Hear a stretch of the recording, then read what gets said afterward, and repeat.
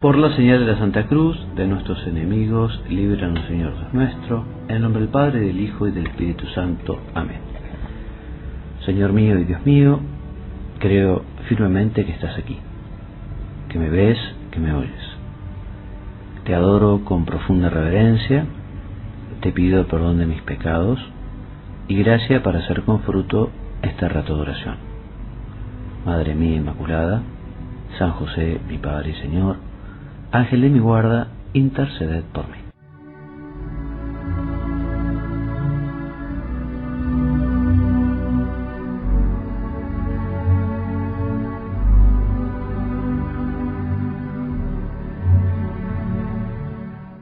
Queridos hermanos, nos detendremos a meditar hoy la epístola de San Bernabé. Es un trabajo que no realizó el apóstol San Bernabé, compañero de San Pablo, sino que es una obra de un autor desconocido. Habría sido escrito entre los años 70 y 130 después de Cristo, por lo tanto, entre la primera y la segunda destrucción del Templo de Jerusalén. Tiene como contenido fundamental un llamado de atención a los cristianos por el peligro de los judaizantes, que eran aquellos cristianos que se habían convertido del judaísmo, pero que añoraban las prácticas de la ley mosaica y pretendían exigirlas también a los seguidores de la nueva ley. Esta obra tiene dos partes. En la primera se ahonda en la interpretación de los pasajes del Antiguo Testamento a la luz del Nuevo, con un profundo conocimiento de la Escritura, y la abundancia de citas es de gran interés para el estudio de la transmisión del texto sagrado y de su utilización como fundamento de los dogmas. Y la segunda parte es de carácter más didáctico y contiene una descripción de la vida cristiana y un conjunto de normas morales que el cristianismo exige. A continuación les leeré un fragmento de esta segunda parte de la epístola de Bernabé. Si tuviéramos que ponerle un nombre a esta meditación, yo la llamaría un examen de conciencia, pues este relato que escucharán nos lleva justamente a meditar cómo estamos viviendo el mensaje del Señor, el Evangelio de Jesús.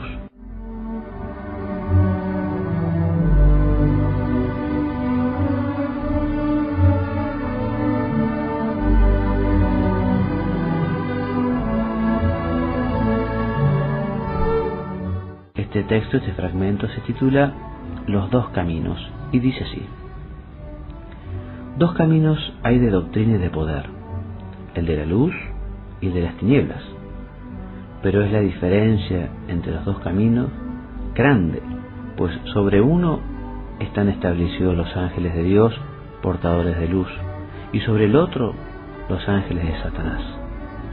Uno es Señor desde siempre y por siempre, y el otro es el príncipe del tiempo presente y de la iniquidad. El camino de la luz es este. Si alguno quiere seguir su camino hacia el lugar fijado, apresúrese por medio de sus obras. Ahora bien, el conocimiento que nos ha sido dado para caminar en él es el siguiente: amarás al que te creó, temerás al que te formó, glorificarás al que te redimió de la muerte. Serás sencillo de corazón y rico de espíritu. No te juntarás con los que andan por el camino de la muerte. Aborrecerás todo lo que no es agradable a Dios. Odiarás toda hipocresía, no abandonarás los mandamientos del Señor. No te exaltarás a ti mismo, sino que serás humilde en todo. No te arrogarás gloria para ti mismo. No tomarás determinaciones malas contra tu prójimo, ni infundirás a tu alma temeridad. No fornicarás, no cometerás adulterio, no corromperás a los jóvenes. Cuando hables la palabra de Dios, que no salga de tu boca tergiversada, como hacen algunos. No harás acepción de personas para reprender a cualquiera de su pecado. Serás manso y tranquilo, serás temeroso de las palabras de Dios que has oído, no guardarás rencor a tu hermano. No vacilarás sobre las verdades de la fe. No tomes en vano el nombre de Dios. Amarás a tu prójimo más que a tu propia vida. No matarás a tu hijo en el seno de la madre, ni una vez nacido le quitarás la vida.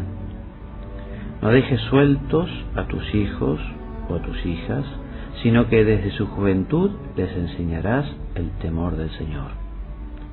No serás codicioso de los bienes de tu prójimo, no serás avaro. No desearás juntarte con altivos, por el contrario, tratarás con los humildes y los justos. Los acontecimientos que te sobrevengan los aceptarás como bienes, sabiendo que sin la disposición de Dios nada sucede.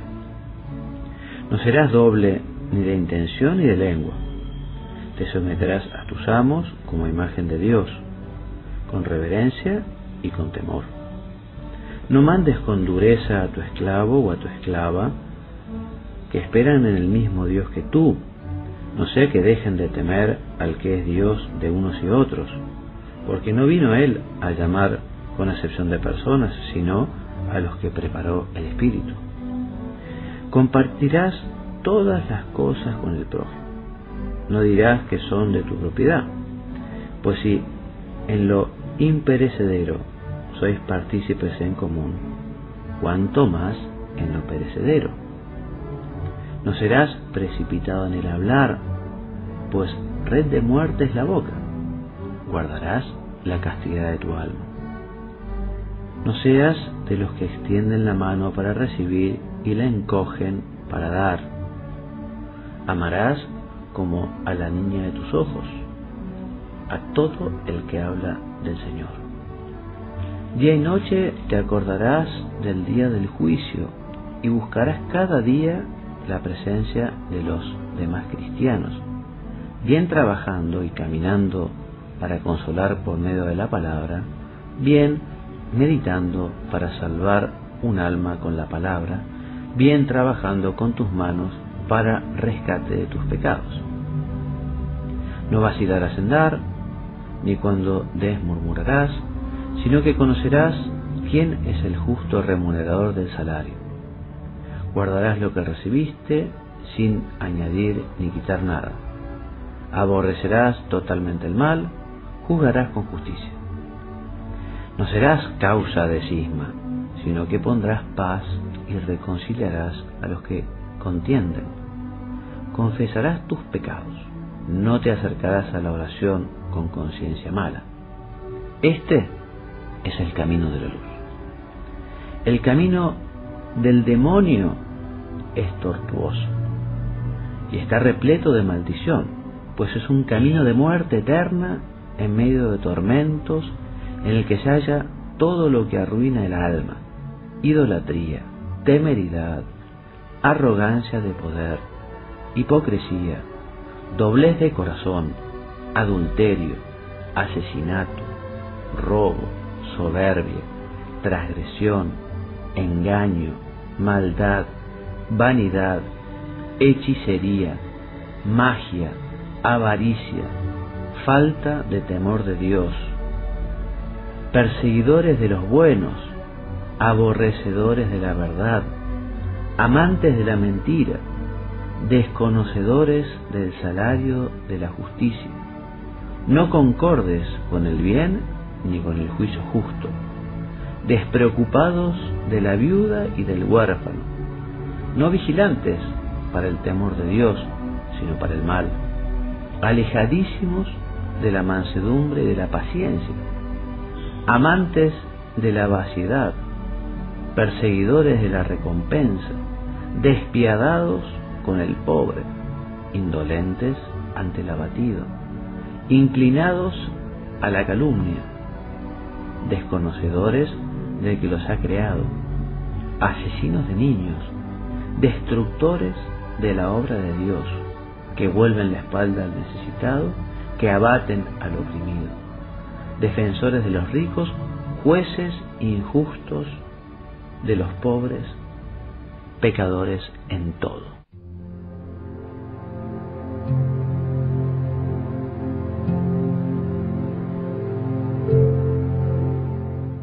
Terminado el texto, vamos a considerar un poquito las palabras de esta epístola de Bernabé.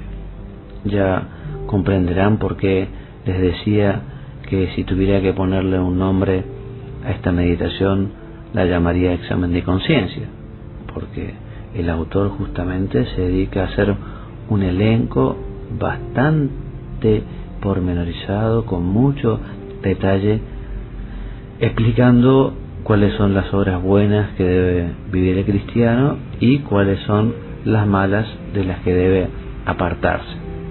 Vamos a ir desglosando y tratando de aportar alguna idea a este elenco tan detallado.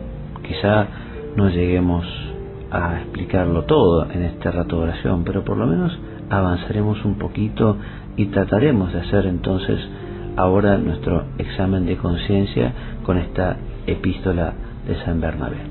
Entonces, cuando comienza hablando del camino de la cruz, el autor nos dice: amarás al que te creó, temerás al que te formó y glorificarás al que te redimió de la muerte. Pensemos entonces en nuestro examen de conciencia cómo estamos amando al Señor y si realmente podríamos enumerar o decir algunas de esas obras buenas que estamos haciendo para demostrar nuestro amor, porque obras son amores y no buenas razones, y el amor necesariamente se tiene que manifestar en obras. ¿Cuáles son esas obras de piedad, esas obras de caridad, esos detalles que estamos teniendo diariamente con el Señor? Pensemos, si el Señor nos llamara ahora a su presencia, nosotros, ¿qué obras buenas podríamos presentarle? Amarás, temerás y glorificarás, dice el autor. Yo te recomiendo el temor como don del Espíritu Santo, que es un temor de amor, que es un dolor o un temor a ofender a un Dios que nos quiere tanto, que nos cuida tanto, que tanto nos ha dado y tanto nos ayuda. Es ese temor de ofender por el amor grande que le tenemos a nuestro Padre Dios. Y también debemos glorificarlo con frecuencia. Quizá una manera práctica de glorificar al Señor es rezar muchas veces, rezar repetidamente de gloria al Padre, al Hijo y al Espíritu Santo. Gloria al Padre, al Hijo y al Espíritu Santo. Rezarlo muchas veces sabiendo que así estamos glorificando al Señor. También se nos dice: serás sencillo de corazón. La sencillez es un don de Dios, pero también exige de parte nuestra la luchar contra esa vanidad que nos lleva a estar demasiado pendiente de nuestras cosas, quizá de nuestra apariencia personal, esa susceptibilidad que a veces nos hace demasiados sensibles con los comentarios, a veces no tan favorables, de conocidos, de vecinos, compañeros de trabajo. La sencillez es lo contrario de la complicación. A veces uno es un poco complicado y le da demasiadas vueltas a las cosas cuando debería echarles un poco de tierra o superarlas, olvidarlas. A veces la imaginación es demasiado frondosa y sigue dando vueltas y vueltas y vueltas. Hay temas que hay que dejar de lado, que hay que pasar de página. Por ejemplo, no sé, las malquerencias, los rencores, los pensamientos negativos para con los demás.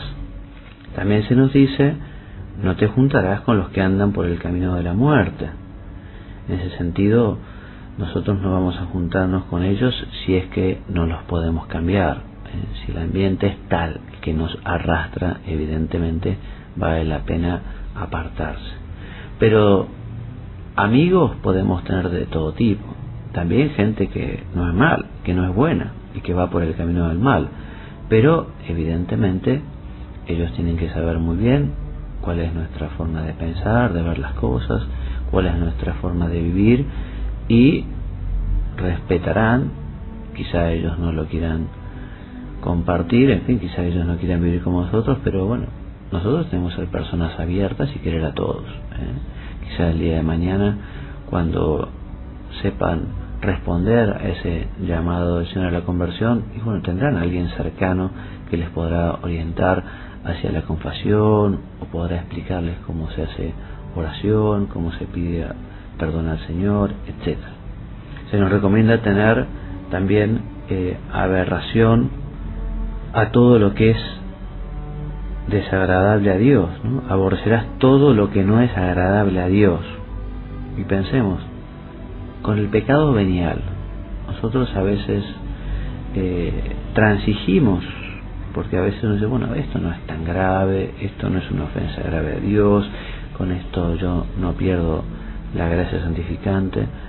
Tratemos de tener verdadero aborrecimiento al pecado venial, a las faltas pequeñas, porque lo sabemos, el pecado venial nos lleva al pecado grave. Las faltas chicas poco a poco van predisponiendo para las faltas más graves. Y también se nos dice que odiaremos toda hipocresía. Hoy por hoy quizás la hipocresía no sea el pecado más corriente, en el sentido de que no es que la gente esté así con un gran afán de aparentar, no sé, una santidad o una bondad. Existe una apología de la desfachatez, ¿no? Una apología del pecado, una apología de conductas que ofenden a Dios y que van contra la dignidad de la persona humana. Pero, en fin, la hipocresía también puede entrar en nuestro corazón y a veces pretender aparentar y ser cosas o dar una imagen que uno realmente no es. Esto no quiere decir que uno no tenga que tratar de portarse bien también para que ayudar a los demás. No es que uno sea una especie de ejemplo, uno vive para dar ejemplo, una especie de maestra ciruela, no, ni mucho menos, uno no está para dar ejemplo, pero que damos ejemplo, que la gente nos mira, eso no cabe la menor duda, y por eso también tenemos que portarnos bien, en primer lugar por tantos, pero también pensemos, no podemos ser motivo de pecado, motivo de escándalo o mal ejemplo para los demás. No te exaltarás a ti mismo, sino que serás humilde. Pensemos cómo son nuestras conversaciones.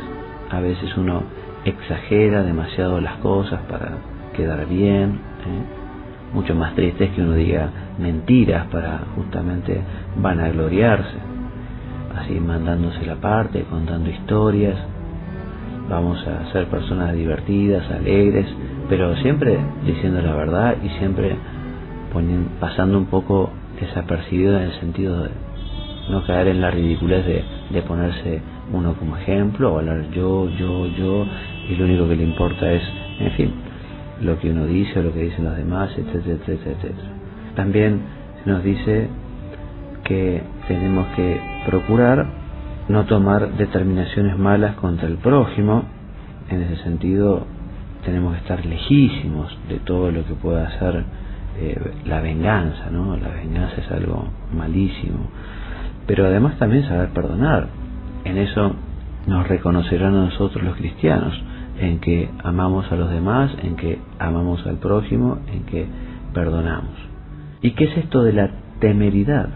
Y la temeridad es tomar algunos riesgos inútiles que pueden ofender a Dios, ponerse en ciertas ocasiones de pecado que pueden llevar a ofender a Dios y pensar que uno solo puede superar ciertas cuestiones, cuando a veces lo mejor es no ponerse ni siquiera en ocasión. No fornicarás, no cometerás adulterio, no corromperás a los jóvenes. En fin, en ese sentido vale la pena hilar mucho más fino, ¿no? O sea que estos pecados son realmente pecados gravísimos y que habitualmente uno no caiga, pero también tenemos que cuidar la santa pureza y la castidad en detalles como la atención en la vista, que por allí entran tantas imágenes que pueden llevar a la imaginación o a la inteligencia a traer malos pensamientos, cuidar un poco a veces las conversaciones, como a veces entre cierto grupo de personas puede llegar a ser conversaciones no muy convenientes, no muy buenas. Entonces, en ese sentido, habrá que ver cómo uno se sabe